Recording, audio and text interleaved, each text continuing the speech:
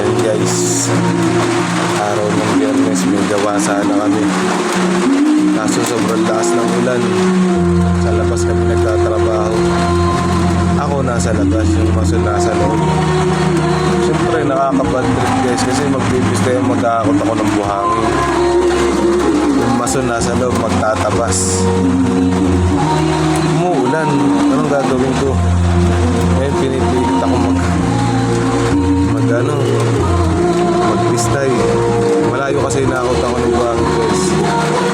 Kaya ito parang medyo nababad trip ako. Nahip na yata ako. Imbis na magre-relax ka, ang lakas-lakas ng ulan. Hindi, pinipilit ka kasi magtrabaho.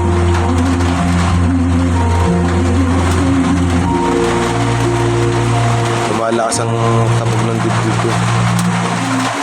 Mga oras na to, mas sobrang naiinis ako. Guys, di ko malaman kung anong klaseng tao yung maso na yun. Bakit naisipang gumawa kahit umuulan? Parang namumutla na nga yata ako eh. Kaya lang guys, share ko lang sa inyo. Hindi kasi biro saan may anxiety to.